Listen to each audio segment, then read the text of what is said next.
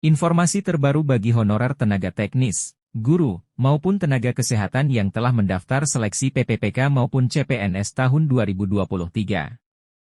Bagi pendaftar yang berstatus honorer teknis di berbagai daerah, simak selengkapnya kabar terbaru ini. Ada 7 Pak, menjadi fokus dari revisi ASN ini Pak. Kira-kira salah satunya yaitu terkait dengan penataan tenaga honorer. Ini kenapa ditunda Pak terkait dengan penataan honorer ini menjadi Desember 2024 Pak? Ya, terima kasih. Yang pertama tentu alhamdulillah puji Tuhan bahwa pada rapat paripurna ini ya pada pagi siang hari sudah diketok dalam rapat tingkat 2 tentang RUU ASN ya. Tentu kita harapkan sesegera mungkin RUU ini akan segera diberlakukan.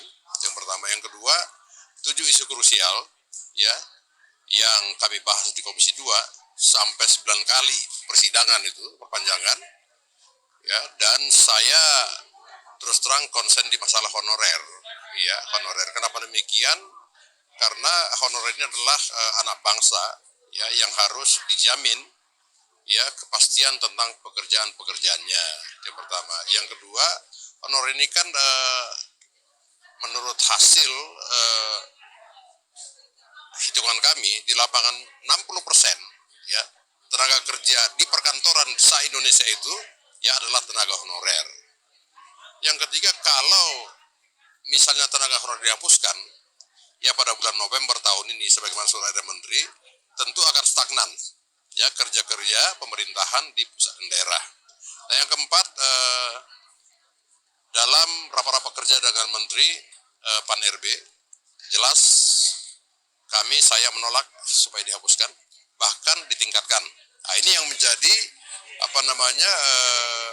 waktu atau tempo yang lama sampai 9 kali masa persidangan kita perpanjang ya untuk memperjuangkan para tenaga honorer dan diangkat menjadi P3K. Nah, yang jadi masalah ya kemarin itu para tenaga honorer yang bisa mendaftar secara online ke Kementerian itu lebih kurang 2.300.000 sekian. Ya, sementara di lapangan di dapil saya misalnya itu sampai ratusan ribu. Ini bagaimana mereka tidak mendaftar? Ya kan? Nah, terus saya membuka online pendaftaran ya di DPR itu mendaftar lebih kurang 3.338 yang belum terdaftar di Kemenpan atau BKN. Nah, saya sudah serahkan kepada Menteri dalam rapat kerja supaya nama-nama ini sesuai dengan data dan surat keterangan dari instansi terkait dimasukkan menjadi P3K. Nah, untuk memvalidasi ini semua, ya para tenaga honorer kan tidak terlalu gampang juga. Kenapa demikian? Saya sampaikan ke Menteri bahwa saat ini ya ada mafia tenaga kerja honorer. Apa itu? Ya, ketika si A terdaftar sebagai tenaga honorer, ya, dan didaftarkan ke kementerian, itu menjadi nama si B. Nama si A hilang. Nah, ini bagaimana nih?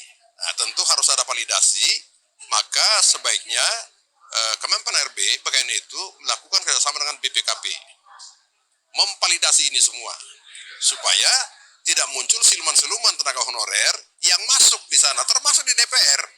Ini kan banyak honorer di sini. Ini kita perjuangkan semua.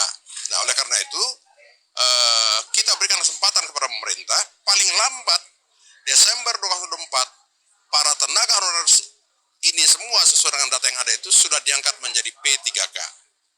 Nah, menyangkut anggaran itu kan tinggal kita mencari solusi yang solutif. Contoh misalnya kan banyak tenaga honorer diangkat oleh para kepala daerah. Nah, bagaimana tanggung jawab kepala daerah di sini? Nah, ini harus kita atur juga. Nah, yang terakhir paling pokok sampai kepada Menteri supaya membuat surat edaran kepada semua kepala daerah, provinsi dan kabupaten kota itu tidak mengangkat tenaga honorer lagi. Terima kasih Bapak Juni Margirsang atas waktunya.